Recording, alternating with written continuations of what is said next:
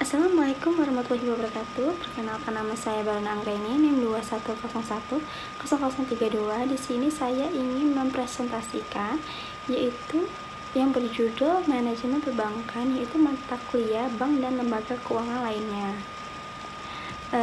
Di sini saya ingin menjelaskan yang pertama-tama, apa sih itu manajemen perbankan?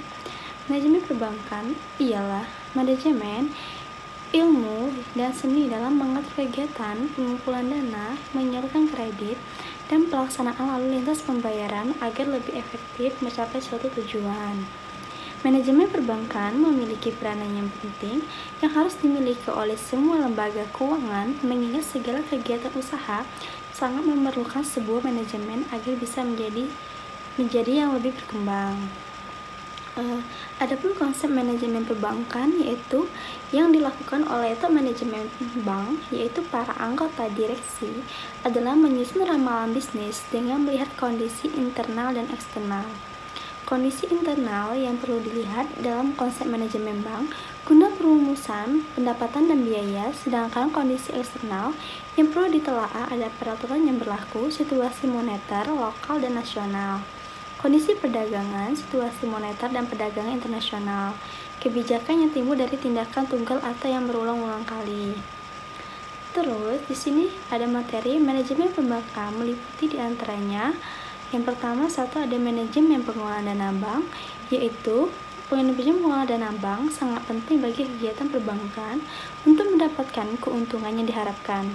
Manajemen ini mengatur bagaimana perbankan memberikan dana kepada masyarakat dengan baik. Untuk menyalurkan dana kepada masyarakat atau konsumen, bank tidak boleh sembarangan, tidak boleh asal memberi dana, apalagi jika dana yang disalurkan tersebut dengan jumlah atau angka yang besar. Yang kedua, ada manajemen keuangan perbankan. Bukan hanya manajemen pengelolaan dana bank yang dibutuhkan oleh perusahaan perbankan, namun bank juga membutuhkan manajemen keuangan. Manajemen keuangan yang mutlak ini dibutuhkan oleh semua perusahaan untuk mengendalikan dan mengaturkan perputaran uang dalam perusahaan. Perputaran uang tersebut bisa dari laba yang didapat tiap bulan atau dari para pemegang saham.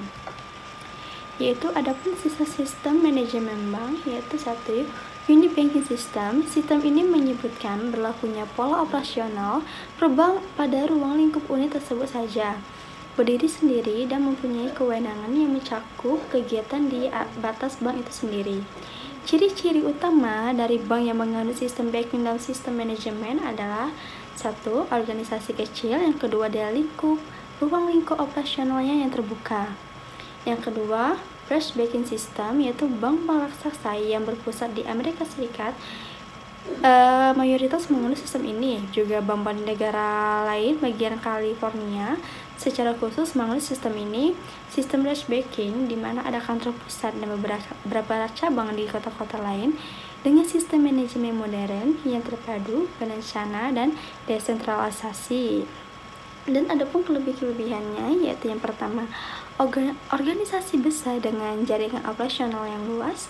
Yang kedua, kantor pusat bisa memikirkan perencanaan pengembangannya.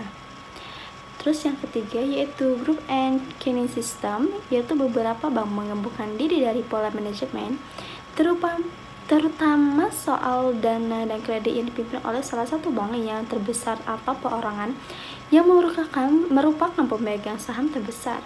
Bank yang memimpin ini bertindak seperti halnya holding company dan yang lainnya seperti semacam anak perusahaan. Segala manajerial seperti penghimpunan dana, penempatan dana, dan earning, aset, dan kredit dibahas bersama dan diselenggarakan dengan dukungan masing-masing anggota. Yang keempat, yaitu sistem campuran atau mixing system.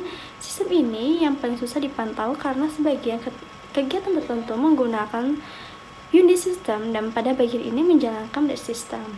Biasanya bank-bank besar memberikan wewenang khusus bagi cabang-cabang tertentu, misalnya cabang khusus atau cabang utama atau cabang-cabang di luar negara yang seolah-olah seperti unit banking system.